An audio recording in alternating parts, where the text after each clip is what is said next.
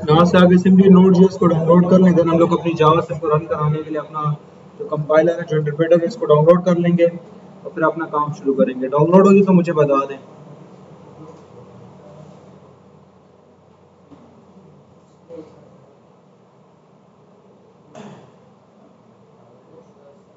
Studio में interpreter download करें sir. Interpreter कहाँ से डाउनलोड यही है ना, करें? ये नोड.जेएस ही है ना हमारे पास, सब कुछ यही है। नोड.जेएस को डाउनलोड कर लें, बाकी जावा से कुछ रन कराने की जिम्मेदारी इसकी है। स्टाफ वाले मेरे पास, स्टाफ वाले, हमारे वाला काम स्टाफ ओनली है मेरे पास। क्लास होते हैं। आप लोग क्यों लेवल क्लास वन वगैरह नहीं चल रहे?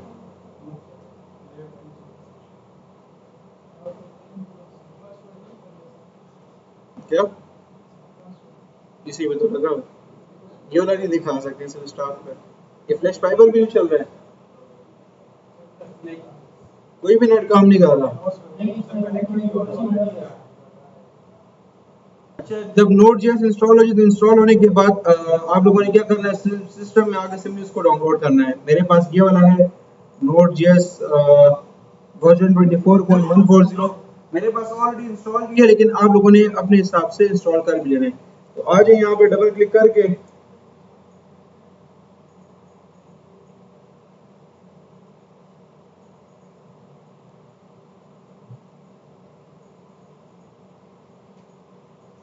सिंपली यहाँ पे आ जाएंगे। अभी नोड.जेएस को आपने यहाँ से डाउनलोड करना शुरू करना है। इसको सिंपली टिक कर लें। ये हमारे पास जावा सिर्फ का रन टाइम है, इसके बगैर जावा सिर्फ आपके सिस्टम पे नहीं चल सकती। जावा सिर्फ को चलाने के दो तरीके हैं, या तो ब्राउजर पे डायरेक्टली रन करवाओ, दूसरे के अपने सिस्टम पे रन करवाओ। मैं ब्राउजर पे भी चलवाऊंगा और यहाँ पे भी चलवाऊंगा। मैं फिलहाल नोड.जेएस को इंस्टॉल करता हूँ। अच्छा, आपने यहाँ पे पाथ सेलेक्ट करना है, बाय डिफॉल्ट जो सिलेक्टेड है उसी को करना। अपनी तरफ से यहाँ पे हाथ ना मारना, जो चीजें सिलेक्टेड है उसी को लेकर चलना। सिंपली बस नेक्स्ट नेक्स्ट करते रहना है। अच्छा, ये चीज को ना टिक करना। अच्छा, ये जो ऑटोमेटिकली इंस्टॉल है ना, ये कोई 10-12 जीबी की डाउनलोड स्टार्ट हो जाएगी, जो किसी काम की नहीं है। पूरे का पूरा पाइथन और इन चीजों का कोड डाउनलोड हो जाएगा। तो ये जो हमारे पास ऑटोमेटिकली इंस्टॉल है नेसेसरी टूल्स है ना, इस वाले चेकबॉक्स को आप लोगों ने टिक नहीं करना। सिंपली इसके बाद नेक्स्ट इंस्टॉल कर ले। अब आपके पास आपका नोड जैसे इंस्टॉल हो जाएगा, आपका चल जाएगा।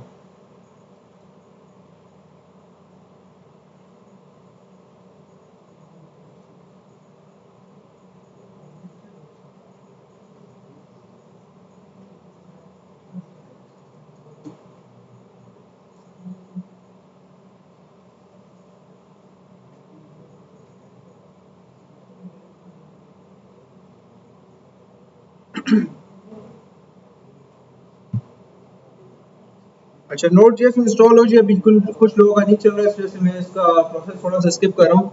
स्किप यानी इंस्टॉल करने के बाद आप लोगों ने क्या करना है, यहाँ पे इंपॉर्टेंट ये मेन हिस्सा ये देखें। इंस्टॉल करने के बाद आप लोगों ने सिंपली आना है सीएमडी के ऊपर। अपना सीएमडी यानी कमांड प्रॉम्प्ट आपने ओपन कर लेना है। इसके लिए आप आएंगे यहाँ पे सिंपली सीएमडी भी सर्च कर लें। सीएमडी भी सर्च कर लें, कमांड प्रॉम्प्ट, और उसको सिंपली ओपन कर लें। ओपन करने के बाद आपने दो कमांड्स चलानी है।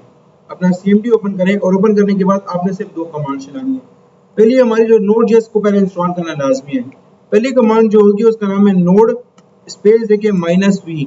ये बेसिकली आपको ये बताएगा कि नोड.जेएस अगर तो इंस्टॉल हुआ तो उसका वर्जन बता देगा। -v से मुराद वर्जन है और नोड से मुराद नोड.जेएस। तो आप बेसिकली अपने सिस्टम से ये पूछो कि जो नोड.जेएस इंस्टॉल है तो उसका वर्जन क्या है। अगर तो इंस्टॉल हुआ तो वर्जन बता देगा, ना हुआ तो एरर दे देगा। तो सिंपली नोड -v करेंगे, इंटर करें।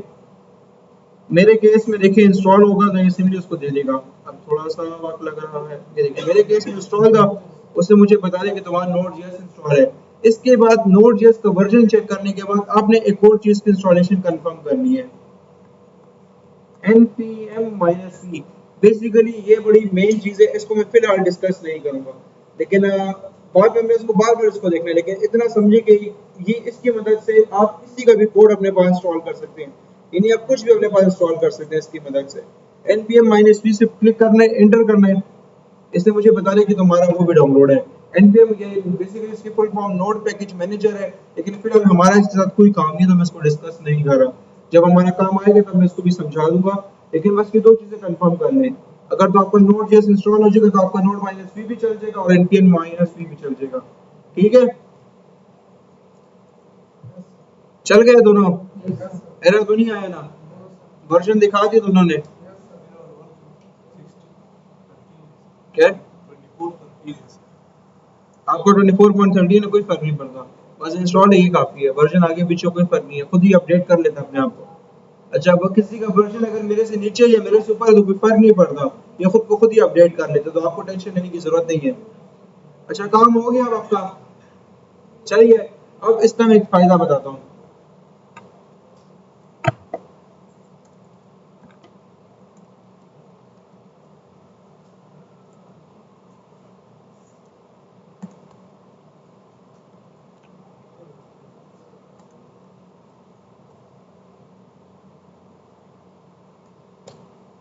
Never mind. अच्छा खैर, ये हमारे यहाँ पे नोड जो इंस्टॉल हो गया। अब हम लोगों ने अपना अगला काम शुरू करना है। यहाँ तक तो सब मेरे साथ है ना? ठीक है।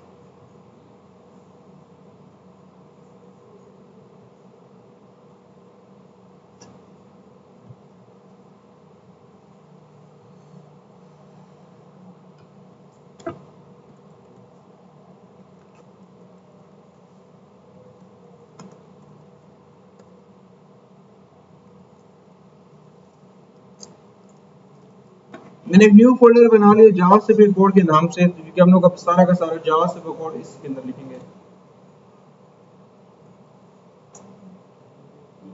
यहाँ तक क्लियर है? यहाँ तक कोई सवाल तो नहीं है ना किसी का? समझ आ रही कि हम क्या कर रहे हैं? ठीक है। अच्छा, जिस तरीके पे HTML CSS और जावास्क्रिप्ट को HTML और CSS को चलाने के लिए हमने फाइल्स बनाई थी, सेम एग्जैक्टली उसी तरीके पे जावास्क्रिप्ट को चलाने के लिए भी हम लोग फाइल बनाएंगे, लेकिन इस बार उसके आखिर में हमने एक्सटेंशन के अंदर क्या रखना है? .js। तो मैं यहाँ पे फाइल का नाम बना लूंगा, आप किसी भी नाम से बना लें, index.js, या फाइल का नाम बना दे, बस वो याद रखना कि फाइल के नेम में स्पेसेस नहीं होनी चाहिए। मैं करूंगा script.js। आप किसी भी नाम से बना ले, कोई फर्क नहीं पड़ता, लेकिन बस नाम के अंदर स्पेसेस नहीं आनी चाहिए। अब जो मैंने .js लगाया उसको समझ पड़ेगी, हाँ, तो कि मैं यहाँ पे कोई जावा से कोड लिख रहा हूँ। अब इसको ये सिंपली क्या करेगा, ब्राउजर पर डायरेक्टली डिस्प्ले कराने के बजाय सिस्टम को देगा कि इसको ट्रांसलेट करके मुझे आउटपुट बताओ। ठीक है यहाँ तक? अब हम लोग अपना काम शुरू करते हैं।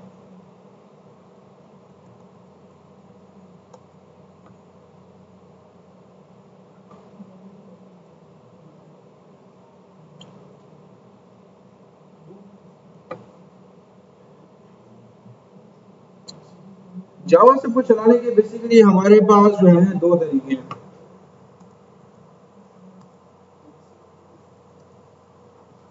सबसे पहला तरीका क्या है कि आप जावास्क्रिप्ट को चलाएं किसमें? ब्राउजर में, यानी आप पहले सबसे पहले जावास्क्रिप्ट को अपने ब्राउजर पे रन करें। दूसरा तरीका है कि आप जावास्क्रिप्ट को अपने सिस्टम पे रन करें। हम लोग सीखने के पर्पस, यानी जब हम लोग जावास्क्रिप्ट सीख रहे हैं तो हम उसको अपने सिस्टम के ऊपर रन करेंगे, लेकिन बाद में से ब्राउजर में चलने। ब्राउजर से मुराद मेरा मतलब ये नहीं है कि आप अपना ब्राउजर ओपन करके यहाँ पे आके इंस्पेक्ट में आए और इंस्पेक्ट में आने के बाद अब यहाँ पे जावास्क्रिप्ट कोड लिखें। मेरा मकसद ये नहीं है। हम लोग ब्राउजर में चलाने का, मेरा कहना मैं कुछ और कह चाह रहा हूँ कि हम लोग जावास्क्रिप्ट को अपने ब्राउजर पे चलता हुआ देख सकते हैं। इसके लिए आपको क्या करना पड़ता है? अपनी एक HTML की फाइल बना के जावास्क्रिप्ट के साथ लिंक करनी पड़ती है। तो मैं फिलहाल इस तरीके के साथ ही जाऊंगा। मैं एक HTML की फाइल बनाऊंगा, जिस तरीके पे हमने CSS को आपस में लिंक किया था, सेम एग्जैक्टली उसी तरीके पे हम जावास्क्रिप्ट को भी रन क्लिक करेंगे और क्या करेंगे? लिंक करेंगे, और उसके बाद हम काम करेंगे अपना। तो पहला तरीका तो ये कि आप जावास्क्रिप्ट को लिंक करें HTML के साथ, देन उसको चलाएं। और दूसरा तरीका आपके पास ये है कि आप जावास्क्रिप्ट को डायरेक्टली क्या करें? अपने सिस्टम के ऊपर ही रन करवाएं। तो मैं फिलहाल पहले तरीके के साथ जाना चाहूंगा और हम उसी के ऊपर फिलहाल काम करेंगे। समझ आइए कि क्या कह रहे हैं? अच्छा, करना क्या है कि आपने एक जावास्क्रिप्ट की फाइल बनाई है, सेम एग्जैक्टली आप वैसे ही HTML की फाइल ही बना लें।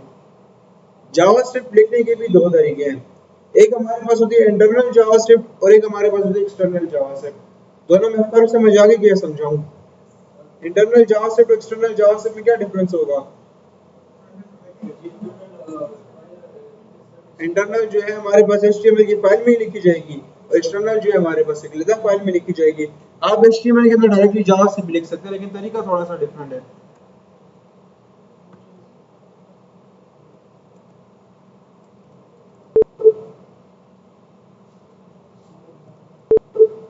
क्या सीन है? माउस कीबोर्ड काम करना छोड़ गया।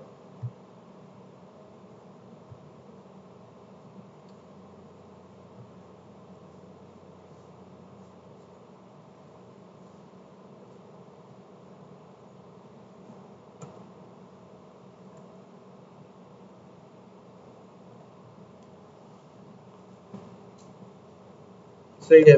HTML के लिए भी हम लोग डायरेक्टली जावा से लिख सकते हैं।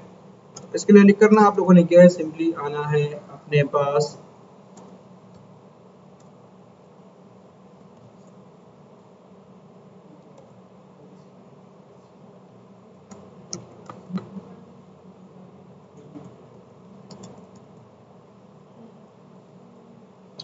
आप लोगों ने आना है सिंपली अपने HTML के अंदर बॉडी के पास, यानी ऊपर पूरा HTML का कोड लिखें और एट द एंड बॉडी का जो क्लोजिंग टैग है ना, इसके ऊपर आके आपने एक टैग बनाना है स्क्रिप्ट का। स्क्रिप्ट का टैग से मुराद ये हमारे पास अलाउ करता है कि यहाँ पे कोई लॉजिकल कोड लिखा जाए। आप इसके अंदर जो भी कोड लिखेंगे ना, उसको ये लोग क्या करेंगे, डिस्प्ले कराने के बजाय एग्जीक्यूट कराएंगे। मैं जावा से कोई कोड लिखता हूँ, a इज इक्वल्स टू 3 और हमने b इज इक्वल्स टू 5। मैं यहाँ पे फिलहाल लिख लूंगा, हम लोग यहाँ पे फिलहाल हमने क्या लिखा था, सिंपली a प्लस बी कर लिया था ना, लेकिन अब हमारे पास a प्लस बी नहीं आएगा। ब्राउजर के अंदर आप जब भी जावा से कोड लेट से अगर आपने लिखा हुआ है HTML के अंदर भी, तो आपको जावा से कोड का आउटपुट देखने के लिए कहाँ पे आना पड़ेगा? आप जब भी जावा से कोड लिखेंगे ना, आपको उसका आउटपुट देखने के लिए हमेशा कहाँ पे आना पड़ेगा? कंसोल के अंदर। इसके बगैर आप नहीं लिख सकते, आप इसके अलावा जावा से आउटपुट नहीं देख सकते। तो ये करने के लिए, यानी इधर दिखाने के लिए भी आपको एक तरीका बनाना पड़ता है। उस तरीके का नाम है हमारे पास कि आप आए सिंपली और यहाँ पे कोड को समझाएं क्या जो इसका आउटपुट है ना, तो मैंने यहाँ पे a प्लस बी लिखा है ना, आपने इसको समझाने के तुम इसका आउटपुट जो है ना कंसोल में शो कराओ। तो ये करने के लिए आपने यहाँ पे लिखना है console dot log. Dot log से मुराद कंसोल में प्रिंट करवाओ, यानी कंसोल क्या ब्राउजर का हिस्सा है ना, तो यहाँ पे हमने उसको बोला क्या, ब्राउजर के इस हिस्से में जाकर उसको सिंपली प्रिंट करवाना। डॉट लॉग हमारे पास प्रिंट की स्टेटमेंट है, इसकी मदद से आप जावा से कोड का आउटपुट देख सकते हैं। कंसोल डॉट लॉग लिखने के बाद आप अपनी वैल्यूज लिखते हैं, मेरे केस में क्या a प्लस बी, बस हमारा काम हो गया।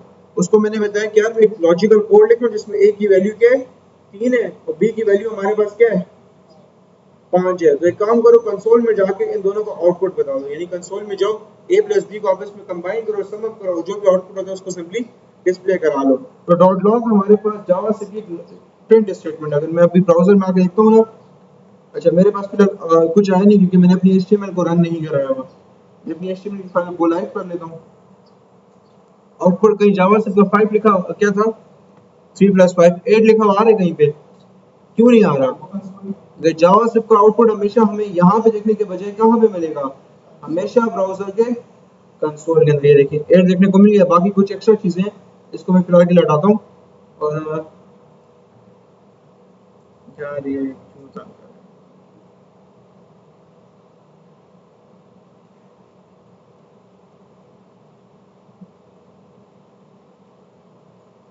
ये कुछ एक्स्ट्रा एरर्स आ रही है मेरे पास, ब्राउजर की तरफ से एरर्स हैं, ब्राउजर के अपने हैं। लेकिन देखिए हमारे पास ने क्या बताया है 8, और इसने हमें यहाँ पे फाइल क्या बताई है, index.html की फाइल से आ रहा, और लाइन नंबर कौन सी है, ये कॉलन के बाद हमारे पास लाइन नंबर बताता है। पहले फाइल का नाम होता है, उसके बाद लाइन नंबर है। तो कहते हैं index.html की फाइल और लाइन नंबर 12 है। अगर मैं जाकर देखूं तो मेरा कंसोल स्टेटमेंट किस लाइन में लिखा हुआ है, लाइन नंबर 12।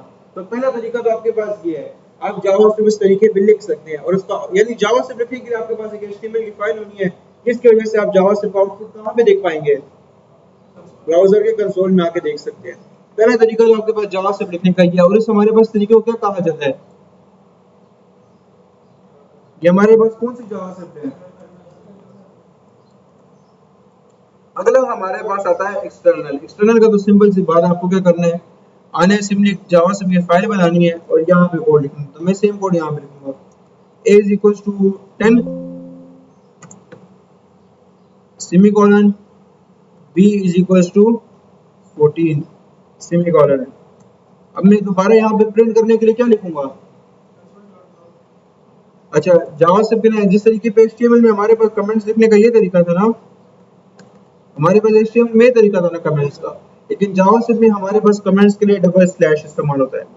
इस चीज को हमारे पास सिंगल लाइन कमेंट कहा जाता है, जिसमें हमारे पास क्या करते हैं, आप एक एक लाइन को कमेंट करते हैं, ये हमारे पास एक हो गया, ये हमारे पास दो हो गया। ये सिंगल कमेंट को हमारे पास क्या करते हैं, डबल स्लैश की मदद से बनाते हैं। और जब आपने बहुत सारी चीजों को एक साथ ही कमेंट करना हो तो आप क्या करेंगे, स्लैश स्टेरिक स्टेरिक स्लैश। अब इसके बीच आप जो कुछ भी लिखेंगे ना, ये हमारे पास क्या होगा, ऐसा कमेंट ये आएगा। ये हमारे पास इस चीज को मल्टीपल लाइन कमेंट कहा जाता है। तो जावा स्क्रिप्ट में हमारे पास एक सिंगल लाइन कमेंट है जिसके लिए आपको इस्तेमाल करना पड़ेगा। डबल स्लैश और एक हमारे पास है मल्टी मल्टी लाइन कमेंट जिसमें आपके पास पहले स्लैश और स्टाइल आता है। सही है। अब बारी आती है किसकी, इसको प्रिंट कराने की। तो प्रिंट स्टेटमेंट हमारे पास जावास्क्रिप्ट की है,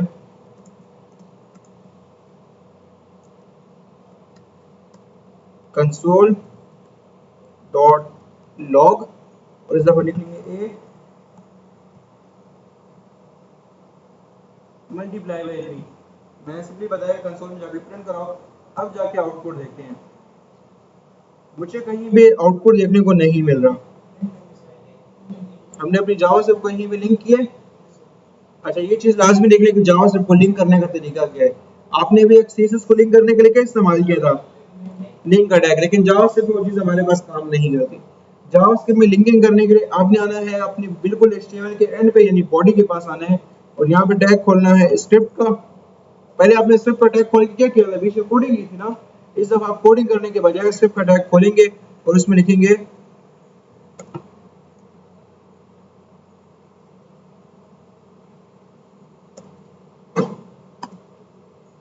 स्क्रिप्ट का टैग। इस दफा स्क्रिप्ट का टैग खोलने के बाद आप लोगों ने कोडिंग नहीं करनी और स्क्रिप्ट बनाने के बाद आप लोगों ने लिखना है एसआरसी। एसआरसी है, अच्छा एसआरसी का हमारे पास इस्तेमाल होगा।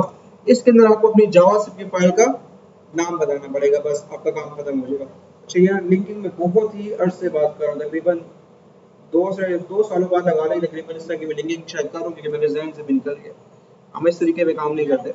अच्छा आप लोगों ने करना क्या है, एचटीएमएल में आके बिल्कुल एंड के अंदर यानी बॉडी के टैग करीब आके स्क्रिप्ट खोलना है और सोर्स के अंदर अपनी जावास्क्रिप्ट फाइल का पाथ देना। तो मेरी फाइल का क्या पाथ है, स्क्रिप्ट डॉट जीएस। हमारा काम हो गया। अब आगे देखते हैं आउटपुट आ गया कि नहीं। मैंने वहां पे 10 मल्टीप्लाई बाय 14 ही किया था ना, 10 मल्टीप्लाई बाय 14 किया, मेरा आउटपुट मुझे देखने को मिल रहा है कि नहीं। तो कुछ इस तरीके पे आप जावास्क्रिप्ट की मदद यार ये लाइंस वगैरह में भी कोशिश करूँ।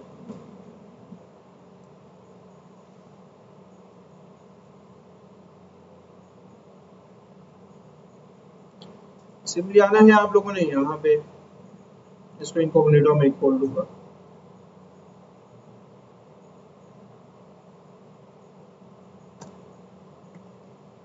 और ये देखिए आपको सिंपली जावास्क्रिप्ट का जो आउटपुट है वो देखने को मिल गया।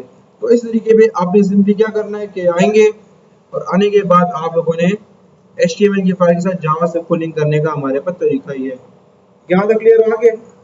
लिंकिंग करने से समझ आए कि लिंक कैसे करेंगे, स्क्रिप्ट का टैग ओपन करेंगे और अपनी फाइल का सिंपली नाम दे देंगे। तो यहाँ पे यहाँ तक समझ आ गई है, पक्की बात है, पक्की बात हमें समझ आ गई है। फिलहाल हमने जावास्क्रिप्ट को रन करना देखा है, अभी हमने जावास्क्रिप्ट में काम शुरू नहीं किया। हमारी प्रोग्रामिंग लैंग्वेज अभी तक स्टार्ट भी नहीं हुई है। तो यहाँ तक क्लियर है आप लोगों को, आगे बढ़े। लिंकिंग हो गई आप लोगों की, आउटपुट आ गया, आउटपुट नहीं आया क्यों, आउटपुट ही नहीं आया।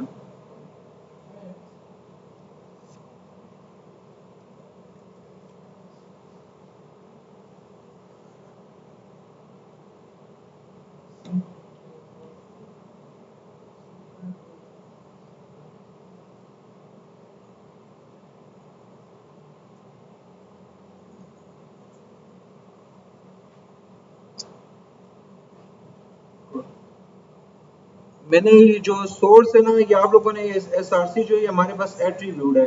आपको स्क्रिप्ट के ओपनिंग टैग के अंदर आके एसआरसी लिखना है, उसके बाद फाइल का नाम लिखना है स्क्रिप्ट डॉट जीएस। इसके दरमियान में नहीं लिखना, यहाँ पे नहीं लिखेंगे बल्कि अपने टैग की ओपनिंग वाले में आएंगे स्क्रिप्ट के और वहां पे जाके लिखेंगे। ठीक है, समझ आ गई इसकी। आप देखो आपको क्यों नहीं आया।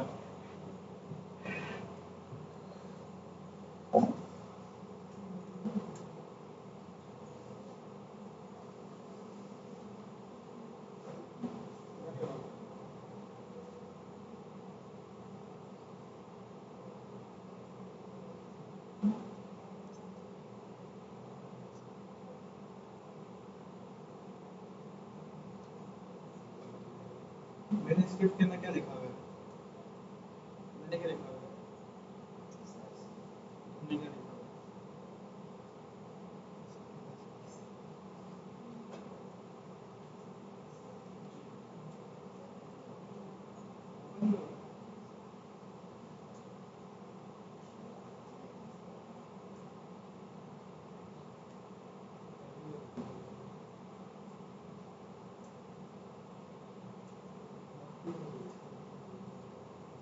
इंस्टॉल तो हो गया ना, उसको ओपन तो नहीं करना, बस इंस्टॉल करना छोड़ दो।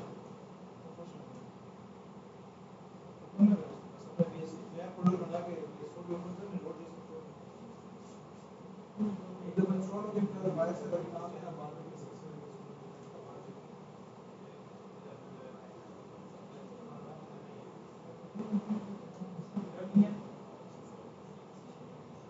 guys, usually you do the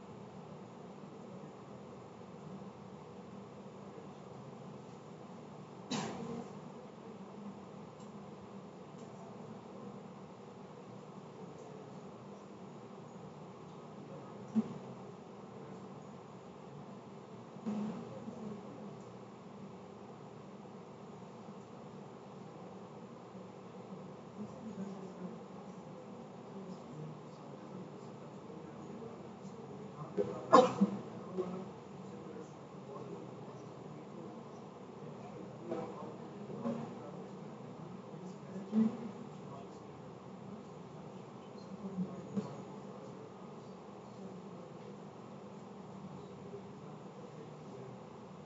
तो हो गया सबका, चलिए ठीक है, आगे बढ़ते हैं, अगला काम करते हैं। अभी हम लोगों ने जावास्क्रिप्ट को लिंक करना भी देख लिया है, जावास्क्रिप्ट का रन भी देख लिया। अब हम लोग अपनी असली जावास्क्रिप्ट के पास शिफ्ट होते हैं। जावास्क्रिप्ट में हमारा सबसे पहला टॉपिक होता है हमारा वेरिएबल्स। वेरिएबल्स हमने एक दफा पहले भी डिस्कस किए, कहाँ पे किए? फायदा क्या हुआ? हमारे पास वेरिएबल्स का सीएसएस में क्या रोल था, वो कैसे काम कर रहे थे सीएसएस में?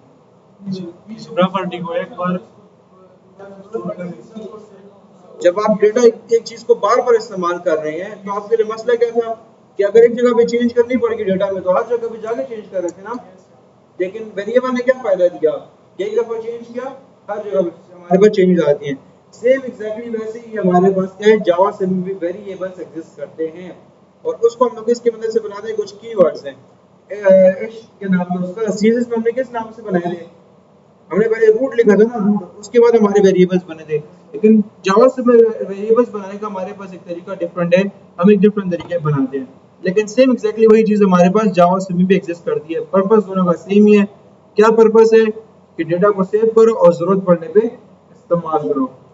ठीक है, हम साथ साथ अपनी डॉक्यूमेंटेशन भी ओपन करेंगे ताकि कोई टॉपिक मिस ना हो। इंट्रोडक्शन, वेरिएबल्स, सिंटैक्स आ गया हमारे पास, वेरिएबल्स ऑपरेटर्स सही है। अच्छा, जावास्क्रिप्ट में वेरिएबल्स बनाने के हमारे पास तीन कीवर्ड्स हैं, तीनों का अपना अपना पर्पस है। खैर पहले का तो कोई पर्पस नहीं है, वो तो बिना पर्पस के है, और बाकी दो का कोई मकसद है। जावास्क्रिप्ट देखिए हमारे सामने हर साल अपडेट आती है। हर साल से मुराद कुछ अपडेट्स लैंग्वेज की छोटी होती है, यानी न्यू न्यू चीजें आती हैं। लैंग्वेज का एक नुकसान हमेशा ही होता है कि कभी भी किसी भी प्रोग्रामिंग लैंग्वेज से अगर कोई चीज आ गई तो उसको निकाला नहीं जा सकता। मैंने बने प्रोग्रामिंग लैंग्वेज में कोई एरर डाल दी है और अब वो लोग इस्तेमाल कर रहे हैं, तो मैं जिंदगी में कुछ भी कर लूँ, मैं उस एरर को कभी रिमूव नहीं करूंगा। इसकी वजह हमारे पास ये कि लेट से अगर मेरी प्रोग्रामिंग लैंग्वेज में कोई एरर है ना, तो उस एरर के दौरान ही किसी बंदे ने हो सकता है वेबसाइट बनाई हो और मैं वो एरर खत्म कर लूँ, उस बंदे की वेबसाइट भी हमारे पास ब्रेक हो जाए, तो हम लोग कभी भी इस चीजों को अपडेट नहीं करते। यानी हमसे मुराद जो प्रोग्रामिंग लैंग्वेज एक दफा बन गई है तो बन गई है। भले ही अल्टरनेटिव में आ जाएंगी चीजें और आसान करने के लिए आ जाएंगी, एरर्स के हल भी निकलेंगे, लेकिन जो एरर है ना वो कभी भी गायब नहीं होगा, कभी भी कोई चीज हटाई नहीं जाती। जो चीज एकदम प्रोग्रामिंग लैंग्वेज में आ गई 1995 से अभी तक हमारे पास वो चीज भी एग्जिस्ट करेगी। बस उसके अल्टरनेटिव में न्यू मॉडर्न चीजें भी हैं, लेकिन वो पुरानी चीजें हटाई नहीं जा सकती। तो हम इसी वजह से थोड़ा पुराना से कीवर्ड देखेंगे जो कि अब इस्तेमाल नहीं होता, लेकिन पहले बहुत ज्यादा इस्तेमाल होता था। आपको हो सकता है कुछ वेबसाइट में देखने को मिले भी। अच्छा, जावास्क्रिप्ट में वेरिएबल्स बनाने के लिए आपके पास तीन कीवर्ड होते हैं।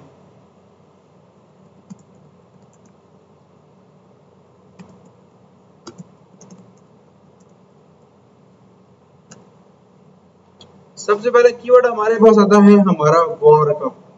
वॉर की मदद से आप जावास्क्रिप्ट में क्या करते हैं, अपना वेरिएबल बनाना शुरू करते हैं।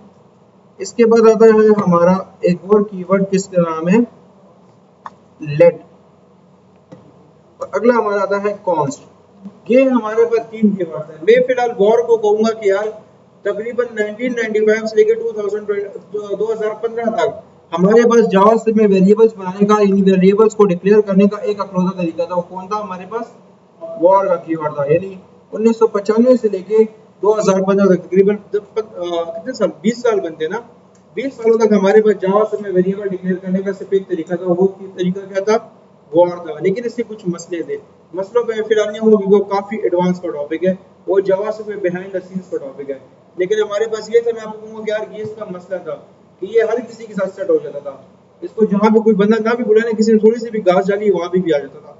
खैर एग्जाम्पल सही नहीं थे, लेकिन इसका मसला ऐसा ही कुछ है। बाद में हम देखेंगे तो आपको समझ आ जाएगी। लेकिन जो अभी हमारे पास मॉडर्न आए हैं ना, यानी जो हमारे पास दो कीवर्ड्स और आए हैं, किस साल आए हैं? 2015 में हमारे पास जावास्क्रिप्ट की सबसे बड़ी अपडेट आई है, जिस अपडेट को हमारे पास कहा जाता है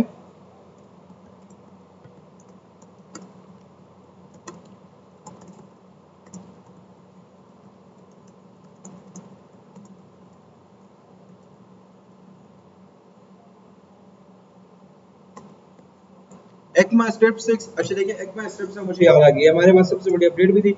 जावास्क्रिप्ट का पहला नाम जावास्क्रिप्ट नहीं था, जावास्क्रिप्ट का पहला नाम हमारे पास ECMA स्क्रिप्ट था। ये नाम था जावास्क्रिप्ट। जब जावास्क्रिप्ट बनाई गई ना तब उसका नाम ये था, लेकिन फिर उसका नाम चेंज करके जावास्क्रिप्ट रख दिया गया था। लेकिन पहले हमारे पास ECMA स्क्रिप्ट था। अगर आपके सामने कोई कहे ना ECMA स्क्रिप्ट तो समझ लें कि हमारे पास किसका जिक्र हो रहा है, जावास्क्रिप्ट का, क्योंकि पहला नाम इसका हमारे पास ये था।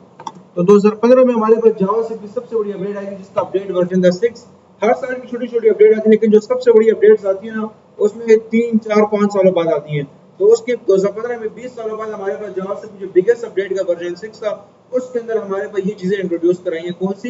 लेट और कॉन्स। इसके अलावा भी काफी सारी न्यू फीचर्स जो हैं जावास्क्रिप्ट में 2015 में हमारे पास आए थे। पहले जावास्क्रिप्ट इतनी स्ट्रॉन्ग लैंग्वेज नहीं थी, लेकिन 2015 के बाद से जावास्क्रिप्ट अब दुनिया की सबसे स्ट्रॉन्गेस्ट लैंग्वेज बन गई है वेब डेवलपमेंट के केसेस में। तो ये हमारे पास आए थे। अब इन दोनों का फर्क है, जावास्क्रिप्ट में वेरिएबल डिक्लेयर करने से स्टार्ट करते हैं कि जावास्क्रिप्ट में हम वेरिएबल बनाते किस तरह, डिक्लेयर कैसे करते हैं। ये मैं कुछ अल्फाज दे रहा हूँ ना, वेरिएबल, डिक्लेयर, ये चीजें आपने हमेशा याद रखनी है। हमारे पास यहाँ पे दो चीजें हैं, एक हमारे पास होता है डिक्लेयर, दूसरा हमारे पास क्या होता है, इनिशियलाइज। डिक्लेरेशन और इनिशियलाइजेशन, इन दोनों में बड़ा फर्क है। जावास्क्रिप्ट में वेरिएबल डिक्लेयर करने से मुराद ये होता है कि var a is equal to, अच्छा वेरिएबल बनाने का तरीका है कि सबसे पहले आपको कीवर्ड लिखना पड़ता है, उसके बाद वेरिएबल का नाम। मैं फिलहाल के लिए वॉर नेम लिख रहा हूँ, वॉर नेम या वॉर एज, और बस। ये जो चीज है ना, ये इसको हमारे पास डिक्लेरेशन कहते हैं कि आपने एक वेरिएबल बनाया है लेकिन उसको आपने डेटा कुछ भी नहीं दिया, ये एम्प्टी है, एम्प्टी स्पेस बनी हुई है। इस चीज को हमारे पास क्या कहा जाता है, डिक्लेरेशन। की यूजर ने एक वेरिएबल यानी डेवलपर ने एक वेरिएबल को डिक्लेयर कर लिया है। वहीं में हमारे पास दूसरी चीज आती है इनिशियलाइजेशन, जिसके मुराद ये है var age is equal to, अच्छा हमारे पास एरर आ जाएगा तो उसको मैं बंद करता हूँ। आप सेम वेरिएबल्स के नाम बार बार इस्तेमाल नहीं कर सकते। ये जो एज मैंने एक दफा डिक्लेयर कर दिया, जो बना दिए, इसको मैं दोबारा इस्तेमाल नहीं कर सकता, ये हमारे पास एरर देगा। तो var age is equal to 23। इस चीज को हमारे पास क्या कहा जाता है, इनिशियलाइजेशन। कि आपने एक वेरिएबल को बनाया भी है, उसको एक वैल्यू भी प्रोवाइड की है। डिक्लेरेशन में क्या होता है, सिर्फ वेरिएबल बना होता है। डिक्लेरेशन में क्या, इनिशियलाइजेशन में क्या होता है, वेरिएबल को वैल्यू भी असाइन की जाती है। तो जावास्क्रिप्ट में वेरिएबल्स बनाने का हमारे पास कुछ ये तरीका है। आप वॉर की मदद से सिंपली वेरिएबल अपना बना सकते हैं, लेकिन हम इसको इस्तेमाल नहीं करेंगे, ना ही आप कभी करना। आप दो तरीके से हमेशा वेरिएबल बनाना। एक तरीका हमारे पास कौन सा है, लेट।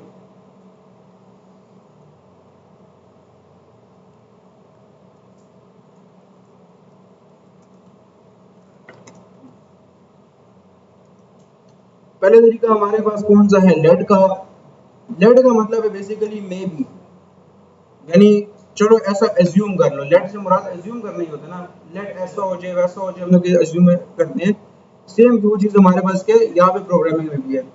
मैंने लिखा लेट नेम ऑफ यूजर।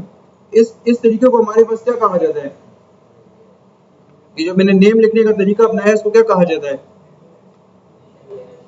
हाँ नहीं, जो मैंने नाम लिखने का रूल फॉलो किया, जो तरीका लिखा गया है, एक बड़ा एक छोटा, हमारे वाले केस को क्या कहा जाता है, कैमल केस हमारे पास कहा जाता है। याद है ना कैमल केस, वेरिएबल्स के नामों में स्पेस तो नहीं हो सकती है ना, तो उसके लिए हमने क्या तरीके लिखे थे कि आप कुछ ये करें,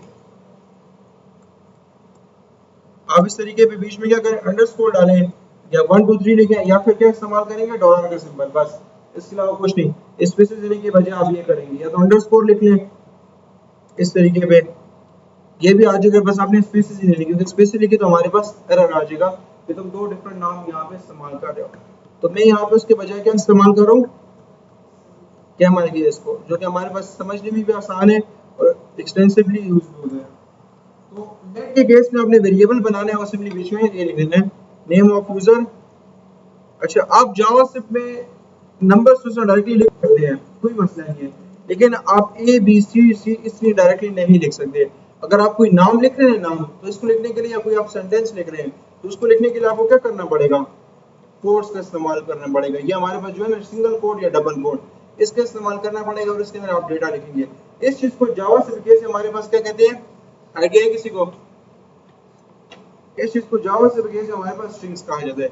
कि स्ट्रिंग्स है। स्ट्रिंग्स हमारे पास बेसिकली जावास्क्रिप्ट का वो हिस्सा है जिसपे कोई भी लॉजिक अप्लाई नहीं होता, ये कोई भी लॉजिक नहीं बनाता। आप इसके अलावा लिखेंगे ना, लेट्स से अगर मैंने यहाँ पे 2 + 2 लिख दिया, आउटपुट देखने का क्या तरीका है हमारे पास, console.log।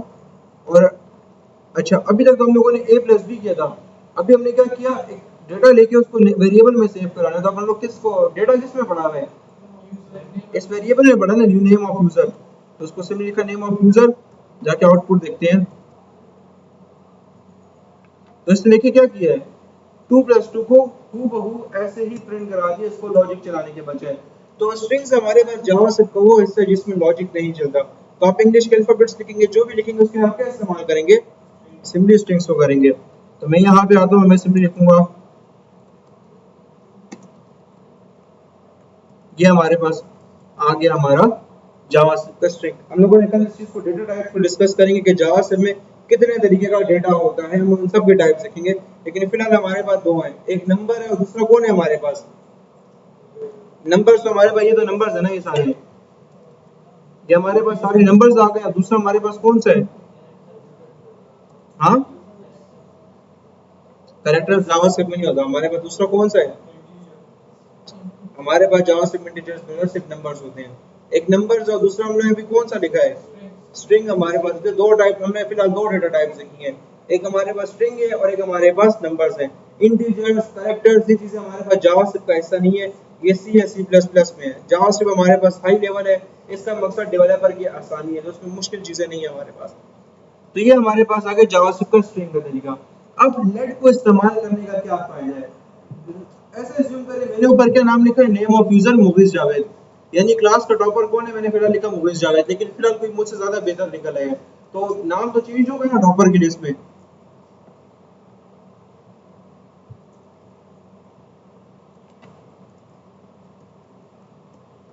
हमारे पास फिलहाल क्लास टॉपर कौन है, मैं हूँ, लेकिन लेट से मेरी पोजीशन अच्छी नहीं आई है तो टॉपर चेंज हो जाएगा।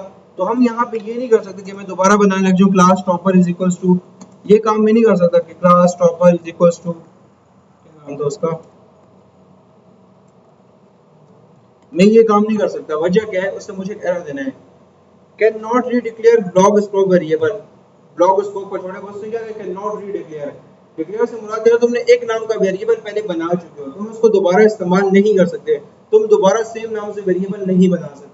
तो मसला तो हमारे पास इरेज हो गया ना, कि मुझे डेटा भी चेंज करना है और डेटा में यहाँ से चेंज करने के बजाय नीचे से चेंज कर रहा हूँ, क्योंकि लाइन नंबर 27 तक जो है हमारे पास मुगीस टॉपर था, लेकिन लाइन नंबर 29 के ऊपर आके अहमद टॉपर हुआ है। तो मैं इसको ऊपर से अपडेट करने के बजाय नीचे at on the spot update करना चाह रहा हूँ। तो ये तरीका हमारे पास फ्लॉप हो गया, इस तरीके पे आप वेरिएबल को अपडेट नहीं कर सकते। अपडेट करने के लिए आपने क्या करना है, आपने सिंपली लेट का कीवर्ड नहीं लिखना, बस ये आपका डेटा चेंज हो जाएगा। कैसा चेंज होगा, आपने लिखने के ऊपर क्लास टॉपर, तो क्लास टॉपर लिखने के बाद आपने नीचे उसको चेंज करके न्यू वैल्यू असाइन करनी है। तो लाइन नंबर 26 तक हमारे पास की वैल्यू क्या थी, या लाइन नंबर 28 तक हमारे पास वैल्यू क्या थी, मेरा नाम तो मुगीस जावेद था, लेकिन लाइन नंबर 29 के ऊपर आते साथ ही हमने उसको कहा कि तुम्हारी पहली पुरानी वैल्यू अपडेट होगा, किसकी जगह पे आ गई है, अहमद की जगह पे आ गई, यानी जो पुराना डेटा तुम्हारा क्या था उसको डिलीट करो और अभी क्या सेव करो, अहमद। अगर इसका मैं आउटपुट दिखाऊं ना, क्लास टॉपर का मैं आउटपुट दिखाऊं, लाइन नंबर 27 के ऊपर वो क्या प्रिंट करेगा, मेरा नाम प्रिंट करेगा, और लाइन नंबर 31 के ऊपर करेगा सिंपली अहमद। अब अगर आके देखें तो उसने क्या किया, देखिए कि स्क्रिप्ट जो सेम एग्जैक्टली वही बात है। अभी हमारे पास डेटा सिंपली वो हमारे पास अपडेट हो चुका है, यानी इस लाइन के बाद से जो नीचे जितने भी इस्तेमाल होगा लाइन नंबर 29 से जितनी भी दफा क्लास टॉपर को बुलाएंगे तो उसमें क्या आएगा, अहमद आएगा, उसके बाद हमारे पास बीच में मेरा नाम नहीं आएगा। तो आपने जहाँ पे अपडेट किया ना उसके बाद ये जो चेंजेस देखने को मिलेंगी। इस जरिए, इस चीज के जरिए मैं सिर्फ ये बताना चाहता कि लेट का कीवर्ड क्या हमारे पास, इसकी मदद से अगर आप वेरिएबल बनाएंगे तो क्या होगा, वो चेंजेबल होगा, वो अपडेटेबल है, आप उसको नीचे जाए कहीं भी अपडेट कर सकते हैं। समझ आइए, लेट की मदद से जो वेरिएबल बनेगा वो आप अपडेट कर सकते हैं, उसको अपडेट करने में कोई रोकथाम, कोई इशू हमारे पास नहीं है। क्लियर है जी, क्या बना आ गया, तो बस यहाँ पे आगे तीसरा आ गया था, फिर नीचे तीसरा नाम इस्तेमाल होगा। देखें यहाँ पे रूल ये फॉलो हो रहे हैं ना कि लाइन नंबर 29 तक क्लास का टॉपर कौन है, लाइन नंबर 32 तक कौन है, कोड तो लाइन बाय लाइन चल रहा है ना, लेकिन लाइन नंबर 33 की बनाने के बाद उसको खबर मिली कि ओ टॉपर चेंज हो गया, तो अब क्या करो, अब इसके बाद से अहमद के बजाय किसका नाम लोगे, अली का नाम लोगे। जहां तक अपडेट नहीं हुआ वहां तक तो पुराना नाम इस्तेमाल होगा, पुराना डेटा होगा, लेकिन जो ही हमारे पास जो न्यू लाइन आएगी उस जगह से हमारे पास क्या स्टार्ट हो जाएगा, न्यू जो डेटा क्या है वो हमारे पास वो आने लग जाएगा। तो अब 10 दफा भी अपडेट करें हमारे पास सेम एग्जैक्टली रूल्स आएंगे। तो जो लेट की मदद से आप वेरिएबल बनाएंगे वो क्या है हमारे पास, चेंजेबल है कि नहीं चेंजेबल है, अनचेंजेबल है, अपडेटेबल है कि नहीं, हमारे पास एडिटेबल है, आप उसको अपडेट कर सकते हैं, अपनी वैल्यू को कहीं पे भी कैसे भी असाइन कर सकते हैं। और अपडेट करने के लिए आप क्या इस्तेमाल करेंगे, लेट का कीवर्ड इस जी, बस लेट का कीवर्ड नहीं लिखेंगे, बाकी अपने वेरिएबल का नाम लिखेंगे। अच्छा, जावा सिर्फ हमारे पास बहुत ही ज्यादा केस सेंसिटिव है, केस से मुराद ये बड़ी नाजुक लैंग्वेज है, यहाँ पे हमारे पास कैपिटल टी और स्मॉल टी में बड़ा डिफरेंस है, स्पेलिंग सेम है क्या, सॉरी समझ गए मुझे, हाँ हाँ लिखे ना, कोई मसला नहीं, यहाँ पे नंबर लिख दो, कोई फर्क नहीं पड़ता, जो कुछ लिखना है लिखो, वेरिएबल तो डेटा स्टोर करने का तरीका है। अच्छा, मैं क्या कहता कि जावा से बड़ी नाजुक लैंग्वेज है, मैंने यहाँ पे क्या लिखा है, स्मॉल डी, स्पेलिंग दोनों के सेम है ना, लेकिन अब मुझे वो एक एरर दे रहा है, क्या दे रहा है, एरर दे रहा है, could not find name class topper, did you mean class topper, name word है कि, लेकिन डिफरेंस क्या हमारे पास लिखने के फॉर्मेट में। तो मैं बताना ये चाह रहा हूँ कि जावा सिर्फ हमारे पास बहुत ही ज्यादा केस सेंसिटिव लैंग्वेज है।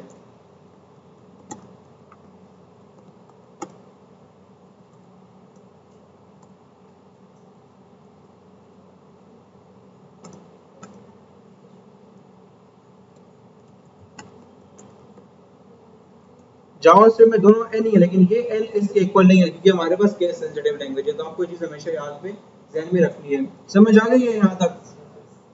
अच्छा, हमने भी क्या किया कि लेट की मदद से अगर आप डेटा बनाएंगे तो क्या होगा, वो एडिटेबल होगा ना। अब बारी हमारे पास किस तीसरे कीवर्ड की है ना, तीसरा कीवर्ड हमारा कौन सा है, कौन से मुराद कांस्टेंट है। आप इसकी मदद से वो डेटा बनाते हैं जो कि हमारे पास क्या होता है, एडिटेबल नहीं होता, आप इसको अपडेट नहीं कर सकते।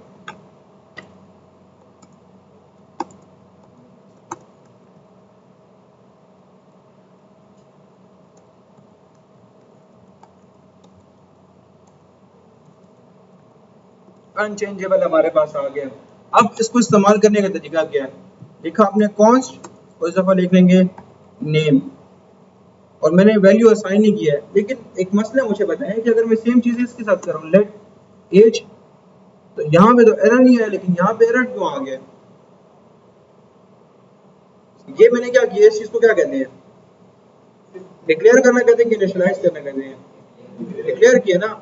डिक्लेयर में हम लोग क्या करते हैं, वेरिएबल बना के डेटा नहीं दे देना, लेकिन इसने एरर नहीं दिया, इसने एरर क्यों दे दी है। अगर हम लोग यहाँ पे देखें ना, कैन नॉट डिक्लेयर, कौन डिक्लेरेशन मस्ट बी इनिशियलाइज, बच्चे ये कहते हैं यार कौन सा डेटा कभी चेंज नहीं हो सकता, तो तुम जब वेरिएबल बनाओगे ना उसी के अंदर तुम्हें डेटा देना लाजमी है। तुम बाद में ये नहीं कर सके कि तुमको मैं बाद में इसका नेम इज इक्वल टू ये कर दूंगा, कहेगा तुम बाद में बोलो कि जी मैं ये कर दूंगा, कहेगा ये चीज अलाउड ही नहीं है, तुम मुझे अपडेट कर ही नहीं सकते। तुमने मुझे एक दफा लिख लिया, तुमने अपडेट करने का तरीका क्या कि तुम यहाँ पे आओगे और मुझे यहीं से अपडेट करोगे, इसके अलावा नीचे से कहीं पे भी मैं अपडेट नहीं होगा। तो कॉन्स्ट की मदद से हम वो डेटा बनाते हैं जो कि आपको पता है कि कभी भी चेंज नहीं होना, अब कभी भी हमारे पास चेंज अपडेट नहीं होगा, तो उसको आप किसकी मदद से बनाएंगे, उसी में लिख लेंगे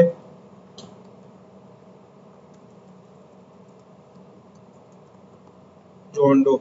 अब अगर मैं इसे ट्राई भी करूं, name is equal to Ahmad,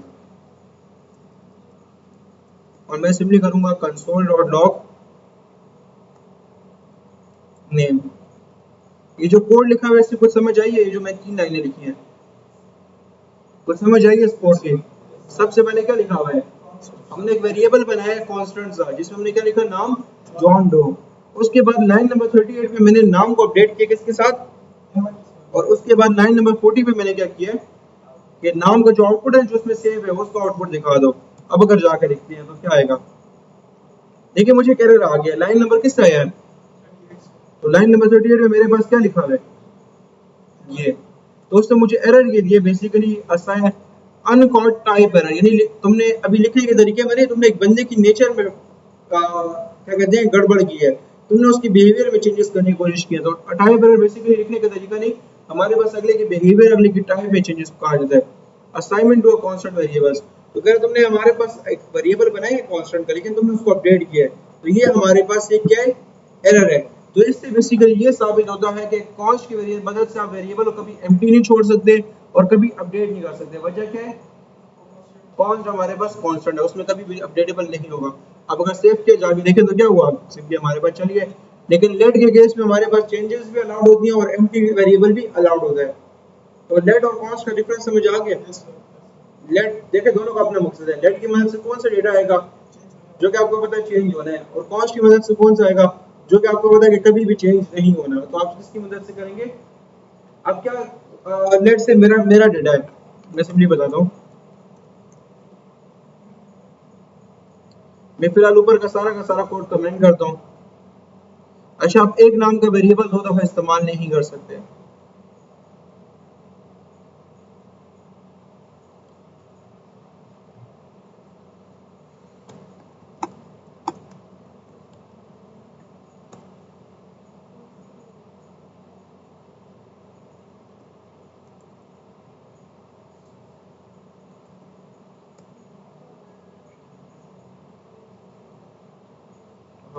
और क्या हो सकता है।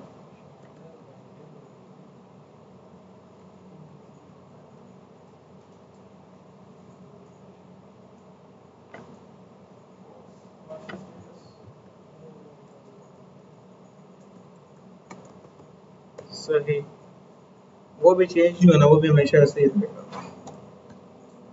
जॉन लो आगे, उसके बाद कौन है, एज इज इक्वल टू, उसके बाद कर लेंगे जेंडर इज इक्वल टू। अब मुझे बताएं इनमें से किसके आगे लेट लिखा जाएगा और किसके आगे कॉन्स्ट लिखा जाएगा। मैंने 3 वेरिएबल बनाए हैं, नेम, जॉन डो, एज और जेंडर। तो किसके आगे हमारे पास कॉन्स्ट, किसके आगे, किसके आगे लिखा जाएगा, नेम के और जेंडर के आगे क्या लिखा जाएगा। नेम को हम लोग लेट के साथ रहने देंगे, क्या पता जॉन डो मुसलमान हो के अपना नाम चेंज कर ले, तो ये छोड़ो, फिर हमारे पास कॉन्स्ट भी रहे। और अगला हमारे पास एज के आगे क्या आएगा, वजह क्या है, हर साल अपडेट हो रही है, तो सिर्फ हमने सिंपली यहाँ पे लेट कर लिया। और एट हमारे पास क्या, ये भी हमारे पास जेंडर आ गया। तो बेसिकली आपको कॉन्स्ट और लेट का डिफरेंस समझ आ गया ना, और जावास्क्रिप्ट का जो बेसिक इनिशियल पॉइंट था वो समझ आया कि नहीं। अभी हम लोगों ने आगे 15-20 दिन जावास्क्रिप्ट को ही लेके चलते रहने का, अपडेट जावास्क्रिप्ट प्रोग्रामिंग लैंग्वेज। वैसे तो 3-4 महीने, 4-6 महीने लोग सिर्फ जावास्क्रिप्ट कंप्लीट करते हैं, लेकिन हमें 15-20 दिन में खत्म करना होगा। तो ज्यादा से ज्यादा फोकस यहाँ पे रखें, जो चीज समझ जाए उसको बार बार पूछा करें। ठीक है, कोई सवाल है तो पूछ लें। मैं तो कहा ना कि मुसलमान हो गए तो सिंपली चेंज कर लेंगे लोग, रेड नेम रखिए। जेंडर भी फिर रेड पे लेट पे आ सकते हैं, हो सकते हैं, लेकिन ये कॉन्स्ट के साथ रहने देते हैं। अच्छा, यहाँ तक क्लियर है। कोई सवाल है किसी का। इंशाल्लाह क्या इनिशियलाइजेशन क्या करूँ, समझा दूं। डिक्लेरेशन देखो बेसिकली ये है, लेट नेम। अच्छा, एरर आ गया कि मैंने सेम नाम से 2 वेरिएबल में। डिक्लेरेशन ये है कि वेरिएबल बनाओ लेकिन उसको डेटा उसे कुछ ना दो, तो हमारे पास क्या होगा, एम्प्टी होगा, यानी उसमें हमारे पास डेटा के अनडिफाइंड है। वेरिएबल तो बना हुआ लेकिन उसमें डेटा कोई सेव नहीं हुआ। इस चीज को हमारे पास क्या कहा जाता है, डिक्लेयर करना। कि अभी तक हमने सिर्फ एक वेरिएबल बनाया लेकिन उसको डेटा नहीं दिया, इन फ्यूचर में जाकर डेटा दे सकता हूँ। मैंने कहा जब मुझे इन्फॉर्मेशन मिलेगी तो मैं आगे नाम दे दूंगा, आगे डेटा दे दूंगा। ये हमारे पास क्या होती है, डिक्लेरेशन होती है। और इनिशियलाइजेशन कहती है कि वेरिएबल बनाओ और उससे और बीच में डेटा लिख दो, बस। ये हमारे पास क्या इनिशियलाइजेशन है, कि मैं वेरिएबल बना रहा हूँ, मुझे डेटा भी पता है, मैं अपने वेरिएबल को डेटा से इनरिच कर रहा हूँ, भले एक वर्ड का डेटा, लेकिन डेटा मैं बीच में प्रोवाइड कर रहा हूँ। डिक्लेरेशन के केस में आपको डेटा अननोन होता है, तो आप सिंपली क्या करेंगे, वेरिएबल बना के एम्प्टी छोड़ देंगे। लेकिन इनिशियलाइजेशन के केस में क्या होगा कि आप वेरिएबल बनाएंगे, इक्वल का साइन भी डालेंगे और उसमें क्या करेंगे, डेटा भी सिंपली सेव करेंगे। इनिशियलाइजेशन और डिक्लेरेशन में छोटा सा डिफरेंस हमारे पास सिर्फ यही है कि डिक्लेयर करना बेसिकली आपके पास ये कि वेरिएबल बनाओ, डेटा कुछ ना दो। इनिशियलाइजेशन के लिए वेरिएबल भी बनाओ और डेटा भी बीच में प्रोवाइड करो। ठीक है, और किसी कोई सवाल है, कोई भी सवाल नहीं है, पक्की बात है।